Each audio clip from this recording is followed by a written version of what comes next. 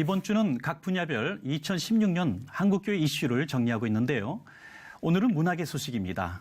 매주 이 시간 문학의 소식으로 함께하는 박연명 아나운서 나왔습니다. 안녕하세요. 네, 목사님 안녕하세요. 네, 반갑습니다. 네, 반갑습니다. 금년 한 해도 여러 가지 일들이 있었을 텐데요. 네. 하나하나 점검해 볼까요? 네, 알겠습니다. 먼저 5개 카테고리로 나눠서 설명을 해드리겠습니다. 보통 문화하면요, 도서 출판, 영화, 음악, 미술, 공연 등으로 구분을 할 수 있는데요. 지난 2014년이었죠. 도서 정가제법이 개정이 되면서 큰 어려움을 겪었던 도서 출판계부터 살펴보도록 하겠습니다. 이 월간 기독교 출판 소식에 따르면요, 2016년에 출간된 기독교 신간은 1000여 종 정도라고 합니다. 이 도서 출판계의 불황이 계속됐던 점을 감안한다면 높이 평가할 만한 부분이라고 할 수 있겠습니다. 첫 번째 트렌드는 기독교 문학이 다시 주목을 받기 시작했다는 겁니다. 올해 한국기독교출판협회가 소개한 시, 소설, 수필 분야의 책은 전체 기독교 신간 중 3.3%를 차지했습니다. 수치상으로는 예년과 비슷하지만 시와 소설이 늘었다는 점이 눈에 띄는데요. 신앙, 일반 혹은 간중류의 신간들이 많았던 것과 달리 2016년에는 소설 신간의 경우 전년 대비 20% 이상 증가했고 시집 출간도 늘었습니다. 특히 철로역정, 배너 등 고전으로 분류되는 소설들의 출간이 줄을 이었습니다. 문학으로서의 성경에 초점을 맞춘 책들의 출간도 이어졌는데요. 다시 말해 과거에는 일수에 맞춰 성경을 나눠 읽는 방식의 성경 통독 행위에 초점을 맞췄다면 2016년에는 성경의 스토리를 읽고 깨닫는 양질의 독서로 변화했다는 것이 특징으로 꼽힙니다. 대표적인 작품으로는 아가페 출판사의 스토리 바이블을 꼽을 수 있겠습니다. 두 번째 트렌드로는 2017년 종교개혁 500주년을 앞두고 관련 신간들의 출간이 이어진 것을 들 수 있습니다.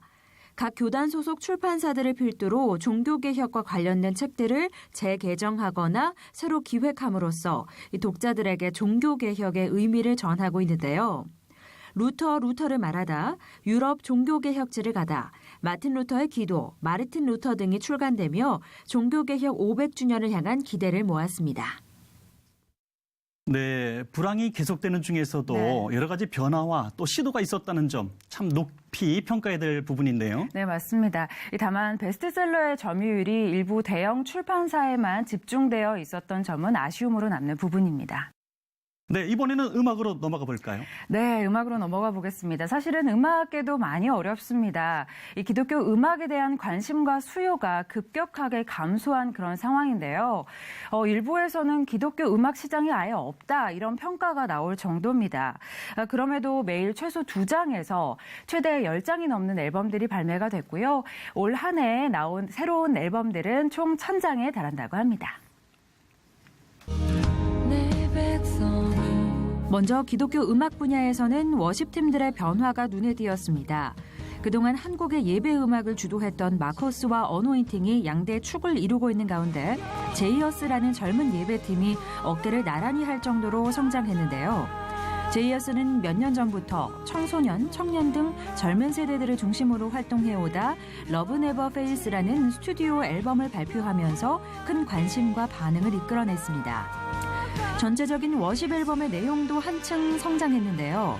해외 유명 워십팀들의 곡을 리메이크하는 형식으로 만들어왔던 그동안의 앨범들과는 달리 순수 창작곡들을 위주로 앨범이 기획된 것 또한 높이 평가할 만한 점이 아닐까 싶습니다. 두 번째로는 CCM의 음악적인 수준이 전반적으로 향상됐다는 점을 꼽을 수 있습니다. 열악한 환경 속에서도 다양한 장르의 음악과 연주, 보컬 등이 쏟아져 나왔는데요. 오화평 트리오, 김진, 김지훈, 플랜지, 신효선, 이지혜 등이 양질의 음악들을 소개했습니다. 네, 음악적인 수준이 향상되었다는 점 참 고무적인 일인데요. 네, 맞습니다. 저는 2016년 음악계 하면은 이 한 가수가 떠올라요. 네, 네. 오디션 프로그램에서 랩으로 신앙 고백을 멋지게 해서 참 사람들을 감동시켰던 그런 네. 가수가 있었죠. 네, 목사님 잘 알고 계시는데요. 바로 BY입니다. 정말 지난 한 해였죠. 크리스천들은 물론이고요. 넌 크리스천들에게까지도 큰 사랑을 받으면서 정말 많은 곳에서 회자가 되었던 그런 가수인데요. CCM 아티스트로 활동했던 것은 아니지만 정말로 많은 큰 영감을 주었던 그런 아티스트였고요. 정말 우리가 복음을 가지고 어떻게 하면 좀 더 확실하게 전달을 할 수 있을지 한 번 더 고민하게 한 그런 아티스트였다고 말할 수 있겠습니다. 네. 네, 이번에는 영화 쪽으로 넘어가 보겠습니다. 금년에는 특별히 기독교 영화가 많이 상영된 것 같습니다. 네, 맞습니다. 올 한 해 기독교 영화의 흥행 성적은 사실 예년과 비슷한 수준이었는데요. 다만 기존의 다큐멘터리 형식에서 벗어나서 이 드라마와 스토리가 있는 영화들이 많이 개봉한 점은 높이 평가할 수 있겠습니다. 먼저 2015년 CBS 시네마에서 수입 배급한 프리덤이 해를 넘겨 2016년까지 흥행을 이어갔습니다. 연이어 개봉한 레터스2 갓도 6만 6천 명 정도의 관람객을 동원했고요. 이어 주기철 목사의 일대기를 담은 권형만 감독의 영화 일사가구가 10만 명 가까운 관객들을 모았습니다. 부활절에도 다양한 영화들이 이어졌습니다. UPI가 배급에 나선 부활이 미국 개봉에 이어 한국에서도 20만 명 가까운 관객들을 동원했고 신을 믿습니까? 신은 죽지 않았다 2가 그 열기를 이어갔습니다. 5월 가정의 달에는 주사랑 공동체 이종락 목사의 베이비박스 사역을 다룬 드롭박스가 개봉했고요. 이어 실화를 바탕으로 한 미라클 프롬 헤븐이 우리나라를 찾았습니다. 재개봉 작품들도 있었는데요. 1962년에 만들어진 명품 고전 배너가 재개봉한 데 이어 불의 전차도 35년 만에 다시 스크린을 찾아오며 기독교 영화의 맥을 이었습니다. 9월에는 배너의 할리우드 리메이크 작도 개봉했는데요. 기대에 못 미치는 성적을 거두어 아쉬움을 남기기도 했습니다. 11월에는 김상철 감독의 제자 옥하는 2, 제자도가 관객들을 찾아왔고요. CBS 시네마국에서 자체 제작한 순종 또한 많은 관객들의 마음을 울렸습니다. 네, 뿐만 아니라 올해는 특히 미국 영화가 강세를 보였는데요. 최근 2, 3년간 미국에서 기독교 영화들이 제작이 되면서 흥행을 하고 있습니다. 이것에 힘입어 한국 시장으로까지 진출을 하고 있는 건데요.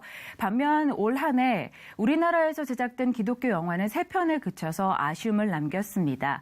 내년에는 조금 더 양질의 기독교 영화들이 우리나라에서도 많이 제작되기를 기대해 봐야겠습니다.